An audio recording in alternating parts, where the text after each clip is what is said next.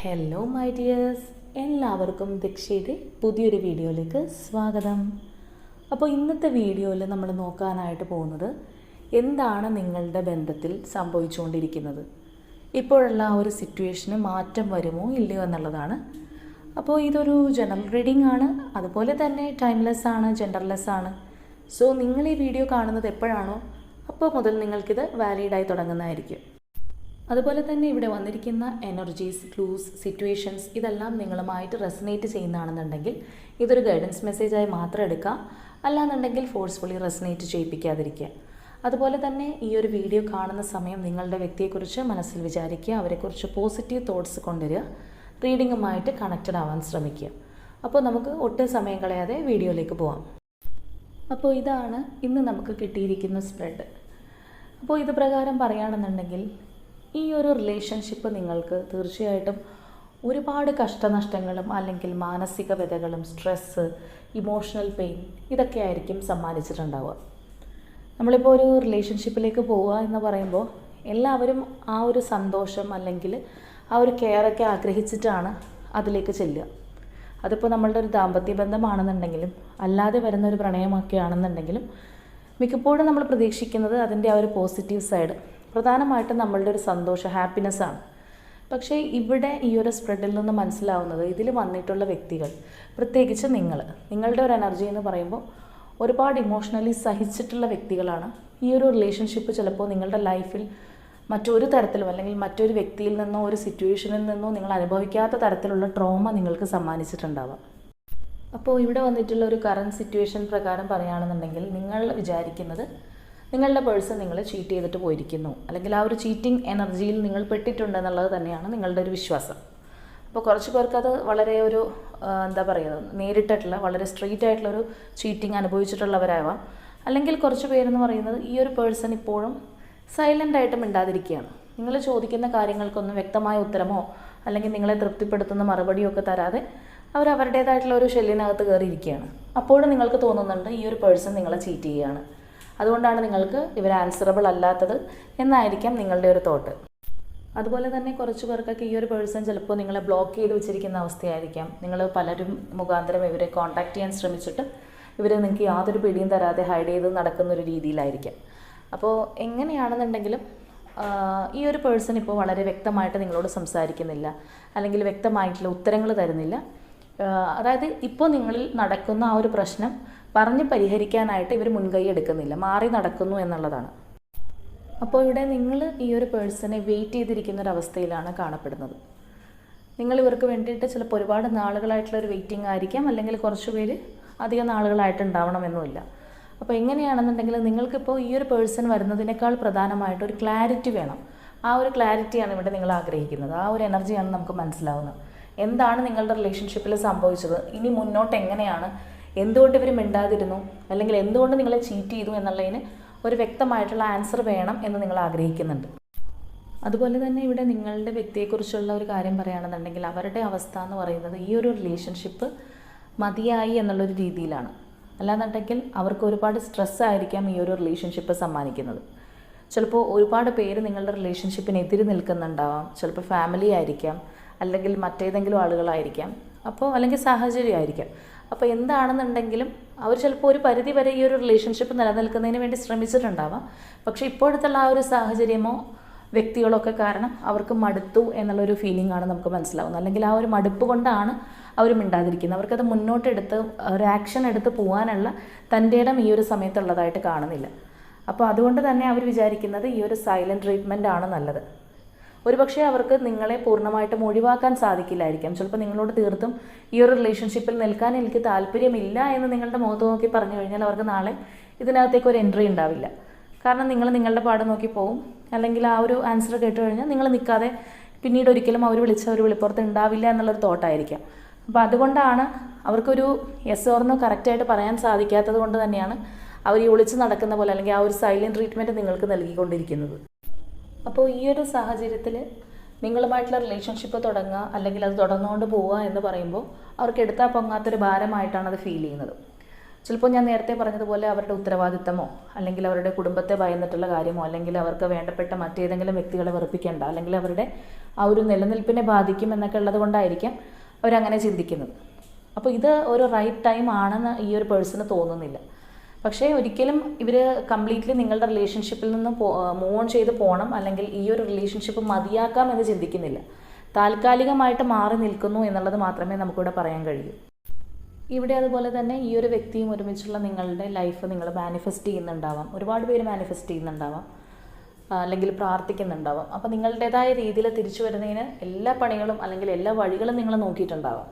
അതുപോലെ തന്നെ ഇവിടെ നിങ്ങളുടെ പേഴ്സണും ഈ ഒരു റിലേഷൻഷിപ്പ് ശരിയാവും അല്ലെങ്കിൽ എന്തെങ്കിലും ഇതിനൊരു മാറ്റം സംഭവിക്കും, അവർക്ക് അതിൽ നിന്നൊന്ന് പുറത്ത് വരാൻ കഴിയും അല്ലെങ്കിൽ നിങ്ങൾക്ക് ആൻസറബിളായിട്ട് ഇരിക്കാൻ സാധിക്കുമെന്ന് അവരും ചിന്തിക്കുന്നതായിട്ട് തന്നെ നമുക്ക് പറയാൻ സാധിക്കും. അതുപോലെ തന്നെ ഇവിടെ പ്രസൻ്റ്ലി നിങ്ങളുടെ പേഴ്സൻ്റെ ഒരു അവസ്ഥ പറയുകയാണെന്നുണ്ടെങ്കിൽ ആ ഒരു ഇമോഷണലി അവരത്രത്തോളം ബോൾഡായിട്ടിരിക്കുന്നൊരു സമയമാണ്. ഉള്ളിലൊരുപാട് വിഷമങ്ങളോ സ്ട്രെസ്സോ കാര്യങ്ങളൊക്കെ ഉണ്ടെങ്കിൽ പോലും മനസ്സ് കല്ലാക്കുക എന്ന് പറയുന്ന ആ ഒരു രീതിയിലാണ് ഇവരിപ്പോൾ മുന്നോട്ട് പോയിക്കൊണ്ടിരിക്കുന്നത്. അതായത് അവർക്ക് ആ ഒരു രീതിയിൽ മാത്രമേ അവരുടെ ഒരു സിറ്റുവേഷനിൽ പ്രകടിപ്പിക്കാൻ സാധിക്കുകയുള്ളൂ. അപ്പം ചിലപ്പോൾ നിങ്ങളുമായിട്ട് റിലേഷൻഷിപ്പ് ഉണ്ടായിരുന്നൊരു സമയത്ത് വളരെ സോഫ്റ്റ് ആയിട്ടുള്ളൊരു വ്യക്തിയായിരിക്കാം, അല്ലെങ്കിൽ ഒരുപാട് തമാശകളൊക്കെ പറഞ്ഞ് നിങ്ങളെ സന്തോഷിപ്പിച്ചിട്ടുള്ളൊരു വ്യക്തിയായിരിക്കാം. നിങ്ങൾക്ക് പോലും ചിലപ്പോൾ ഇപ്പോൾ ചിന്തിക്കാൻ സാധിക്കില്ല ഇങ്ങനെ ഈ ഒരു പേഴ്സണ് ഒരു ചേഞ്ച് വന്നു അല്ലെങ്കിൽ ഇത്രയും വലിയൊരു മാറ്റം എങ്ങനെ ഇവർക്ക് സംഭവിച്ചു എന്നുള്ളത് നിങ്ങളെ ചിലപ്പോൾ അതിശയിപ്പിക്കുന്നുണ്ടാവാം. പക്ഷേ ഇപ്പോൾ അവർ അത്രത്തോളം ഒരു ഹാർഡായിട്ട് അല്ലാന്നുണ്ടെങ്കിൽ ആ ഒരു ഇമോഷൻസ് എല്ലാം മറച്ചു വെച്ച് വളരെ സ്ട്രോങ് ആയിട്ടിരിക്കുന്ന പോലെയാണ് ഇരിക്കുന്നത്. പക്ഷേ അവരുടെ ഉള്ളുകൊണ്ട് അവരത്രയും സ്ട്രോങ് അല്ല, അവർക്ക് വിഷമവും കാര്യങ്ങളും ഉണ്ട്. ഈ ഒരു സിറ്റുവേഷൻ ഒരു ചേഞ്ച് വരും എന്നുള്ളൊരു ഹോപ്പ് അവർക്കുണ്ട്. പക്ഷേ അവർ ഇമോഷണലി അത്രത്തോളം നമുക്കൊരു ഹാർട്ട് നട്ട് എന്നൊക്കെ പറയുന്ന പോലെ ക്രാക്ക് ചെയ്യാൻ ബുദ്ധിമുട്ടുള്ളൊരു രീതിയിൽ തന്നെയാണ് കാണാൻ കഴിയുന്നത്. അപ്പോൾ നിങ്ങളുടെ പേഴ്സണും തമ്മിൽ ഇങ്ങനെയുള്ള ഒരു അവസ്ഥയിലാണ് ഇപ്പോൾ ഇരിക്കുന്നത്, അല്ലെങ്കിൽ നിങ്ങളുടെ ഒരു സിറ്റുവേഷൻ ഇങ്ങനെയൊക്കെയാണ്, നിങ്ങളുടെ പേഴ്സൺ നിങ്ങൾക്ക് മുഖം തരുന്നില്ല, അല്ലെങ്കിൽ സൈലൻറ്റ് ട്രീറ്റ്മെൻറ്റിൽ പോകുന്നു, അല്ലെങ്കിൽ ചിലപ്പോൾ ഇനി ചിലവരുടേതാണെങ്കിൽ നിങ്ങൾ എന്തെങ്കിലും ചോദിക്കാൻ ചെന്ന് കഴിഞ്ഞാൽ തന്നെ ചിലപ്പോൾ നിങ്ങളെ ചീത്ത പറഞ്ഞ് ഓടിക്കുന്നുണ്ടാവാം, അല്ലെങ്കിൽ യാതൊരു മനുഷ്യപ്പറ്റും കാണിക്കാത്ത രീതിയിലായിരിക്കാം പെരുമാറുന്നത്. അപ്പോൾ അങ്ങനെയുള്ളൊരു സിറ്റുവേഷൻ ആരെങ്കിലും ഫേസ് ചെയ്തിട്ടുണ്ടെങ്കിൽ അല്ലെങ്കിൽ നിങ്ങളുടെ പേഴ്സണിൽ നിന്ന് ഇത്തരത്തിലൊരു അനുഭവം നിങ്ങൾക്ക് ഈ ഒരു ബ്രേക്കപ്പിന് ശേഷം ഉണ്ടായിട്ടുണ്ടെങ്കിൽ തീർച്ചയായിട്ടും കമൻസിലൂടെ അറിയിക്കുക. കാരണം അങ്ങനെയുള്ളവർക്ക് ഇത് വളരെയധികം റെസണേറ്റ് ആവാനുള്ള ചാൻസ് ഉണ്ട്. അപ്പോൾ പ്രസൻ്റ്ലി ഈ ഒരു റിലേഷൻഷിപ്പിൽ രണ്ടുപേരുടെയും അവസ്ഥ നമ്മൾ നോക്കുമ്പോൾ ഇത്തരത്തിലാണ് കാണാൻ സാധിക്കുന്നത്. പക്ഷേ ഇവിടെ നമുക്ക് ഒരു ഹോപ്പ് അല്ലെങ്കിൽ ഒരു നെക്സ്റ്റ് ലെവൽ എന്നുള്ള രീതിയിൽ പ്രതീക്ഷിക്കാൻ സാധിക്കുന്നൊരു കാര്യം എന്ന് പറയുന്നത് ഇതിനൊരു ചേഞ്ച് വരുന്നുണ്ട് എന്നുള്ളതാണ്. അപ്പോൾ തീർച്ചയായിട്ടും ആ ഒരു ട്രാവലിംഗ് കാർഡൊക്കെ വന്നിരിക്കുന്നത് പോലെ തന്നെ ഇതിനകത്തൊരു മാറ്റം സംഭവിക്കുന്നുണ്ട്. വളരെ അൺഎക്സ്പെക്റ്റഡ് ആയിട്ട് നിങ്ങളുടെ രണ്ടുപേരുടെയും ലൈഫിനകത്ത് മാറ്റം സംഭവിക്കുന്നുണ്ടെന്നുള്ളതാണ്. കാരണം ഇപ്പോൾ പോലും ഈ ഒരു പേഴ്സൻ്റെ എനർജി നമുക്ക് സ്ലോ ആയിട്ടാണ് കാണുന്നത്. വളരെ സ്ലോലി അല്ലെങ്കിൽ വളരെ ആലോചിച്ചൊരു തീരുമാനമെടുത്ത് സിറ്റുവേഷൻ അനുകൂലമാകുമ്പോൾ മാത്രം നിങ്ങൾക്കൊരു മുഖം തരാം, അല്ലെങ്കിൽ അപ്പോൾ മാത്രം ഒരു കമ്മ്യൂണിക്കേഷനോ കമ്മിറ്റ്മെൻറ്റോ ആയിട്ട് വരാമെന്ന് ചിന്തിക്കുന്നൊരു വ്യക്തിയാണ്. അങ്ങനെ ഇരിക്കുന്നൊരു വ്യക്തിയാണെന്നുണ്ടെങ്കിൽ പോലും ഇവിടെയുള്ള കാർഡുകൾ നമുക്ക് കാണിച്ചു തരുന്നത് ഒരു മാറ്റം, അല്ലാന്നുണ്ടെങ്കിൽ നിങ്ങൾ പോലും പ്രതീക്ഷിക്കാതിരിക്കുന്നൊരു സമയത്തുള്ളൊരു ചേഞ്ച് നിങ്ങളുടെ ആ ഒരു ബന്ധത്തിൽ ഉണ്ടാവുന്നു എന്നുള്ളതാണ്. ആ ഒരു പേഴ്സണെ പോലെ തന്നെ ചിലപ്പോൾ നിങ്ങളും ചിന്തിക്കുന്നുണ്ടാവും, നിങ്ങളും വെയിറ്റിംഗ് എനർജിയിലാണെന്നുള്ളത് ഞാൻ പറഞ്ഞല്ലോ. അപ്പോൾ നിങ്ങളും പെട്ടെന്നൊരു മാറ്റം ഈ ഒരു റിലേഷൻഷിപ്പിന് ഉണ്ടാവില്ല, അല്ലെന്നുണ്ടെങ്കിൽ പെട്ടെന്നൊന്നും ഇത് ശരിയാവാൻ പോകുന്നില്ല എന്നൊരു തോട്ട് തന്നെ ആയിരിക്കാം ഇവർ കാത്തിരിക്കുന്നുണ്ടെങ്കിൽ കൂടി നിങ്ങളുടെ മനസ്സിലുള്ളത്. പക്ഷെ നമ്മൾ പ്ലാൻ ചെയ്യുന്നതോ അല്ലെങ്കിൽ നമ്മുടെ കണക്കൂട്ടലോ അല്ലല്ലോ തീർച്ചയായിട്ടും യൂണിവേഴ്സിൻ്റെ ഒരു പ്ലാനിങ്. അപ്പോൾ അതുകൊണ്ട് തന്നെയായിരിക്കാം ഇതിനകത്ത് വന്നിരിക്കുന്ന ആ ഒരു എനർജീസിൽ നല്ലൊരു എനർജി ഷിഫ്റ്റ് ഉണ്ടാവുന്നുണ്ട്, അല്ലെങ്കിൽ ആ ഒരു മൂവ്മെൻറ്റ് ഉണ്ടാവുന്നുണ്ട്. നിങ്ങളുടെ രണ്ടുപേരുടെയും മൈൻഡിൽ ഇങ്ങനെയാണ്, അല്ലെങ്കിൽ നിങ്ങളുടെ സാഹചര്യങ്ങൾ ഇങ്ങനെയാണെന്നുണ്ടെങ്കിൽ പോലും വീണ്ടും നിങ്ങൾ തമ്മിലുള്ള ആ ഒരു കമ്മിറ്റ്മെൻറ്റിലേക്ക് വരാനുള്ള സാഹചര്യം ചിലപ്പോൾ യൂണിവേഴ്സായിട്ട് തന്നെ നിങ്ങൾക്ക് ഒരുക്കി തരുന്നുണ്ടാവാം.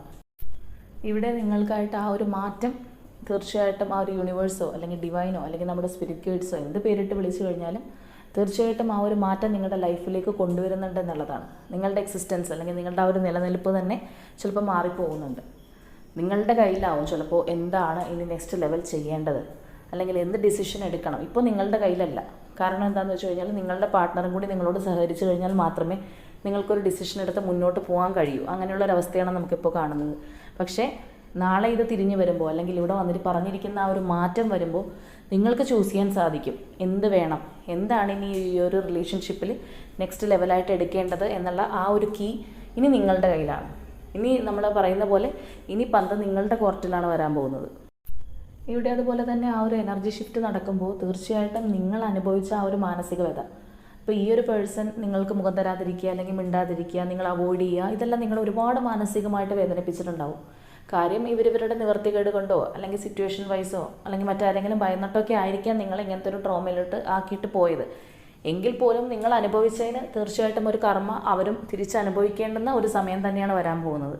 അതായത് നിങ്ങൾക്കുണ്ടായിട്ടുള്ള ആ ഒരു സ്ട്രെസ്സും കാര്യങ്ങളുമെല്ലാം മറ്റൊരു തരത്തിൽ അല്ലെങ്കിൽ മറ്റൊരു രീതിയിൽ അവരുടെ ലൈഫിലും ഉണ്ടാവും എന്നുള്ളത് തന്നെയാണ്. ആ ഒരു സ്ട്രെസ് ഫാക്ടർ അവർക്കും ഉണ്ടാവുന്നുണ്ട്. അപ്പോൾ ചിലപ്പോൾ നിങ്ങളുടെ റിലേഷൻഷിപ്പ് വൈസ് ആയിരിക്കാം അല്ലെങ്കിൽ മറ്റേതെങ്കിലും രീതിയിലായിരിക്കാം. അപ്പോൾ എങ്ങനെയാണെന്നുണ്ടെങ്കിലും അതുകൊണ്ട് തന്നെയാണ് ഞാൻ പറഞ്ഞത് ഈ ഒരു റിലേഷൻഷിപ്പിന് മാറ്റം വരുന്നു. ഇനി നിങ്ങളുടെ കയ്യിലാണ് ആ ഒരു കീ ഇരിക്കാൻ പോകുന്നത്. ഈ ഒരു റിലേഷൻഷിപ്പിൽ എന്ത് ചെയ്യണം അല്ലെങ്കിൽ ഇത്രയും നാളും നിങ്ങൾ എന്ത് സഹിച്ചുകൊണ്ട് നടന്നോ അത് ഇനി ആ ഒരു പേഴ്സണാണ് അനുഭവിക്കാനായിട്ട് പോകുന്നത്.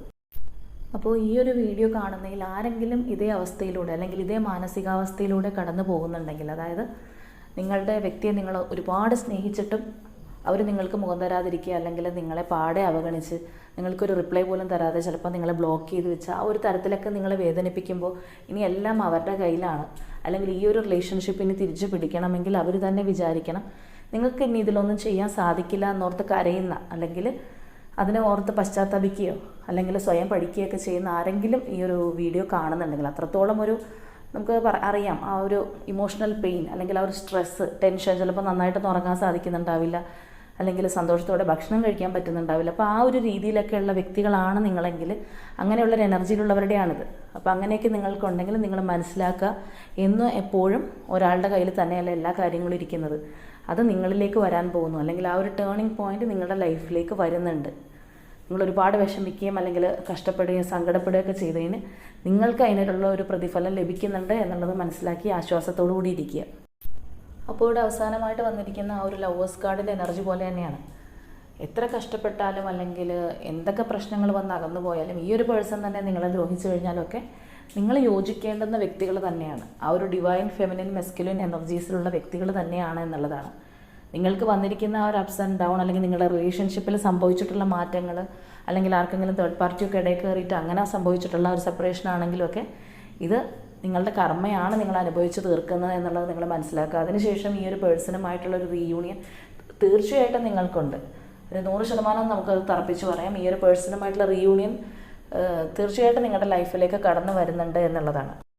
അതുപോലെ ഈ ഒരു റിലേഷൻഷിപ്പ് സ്പ്രെഡിൻ്റെ പ്രത്യേകത എടുത്ത് പറയുകയാണെന്നുണ്ടെങ്കിൽ ഇത്രയധികം ബുദ്ധിമുട്ടുകളും സ്ട്രെസ്സും അല്ലെങ്കിൽ ഇമോഷണൽ പെയിനും ചിലപ്പോൾ മറ്റുള്ളവർ ചിലപ്പോൾ നിങ്ങളെ പരിഹസിച്ചിട്ടുണ്ടാവാം, കുറ്റപ്പെടുത്തിയിട്ടുണ്ടാവാം. ഈ ഒരു റിലേഷൻഷിപ്പ് മുഖാന്തരം നിങ്ങളുടെ ആ ഒരു ഇമേജ് തന്നെ പോയിട്ടുണ്ടാവാം.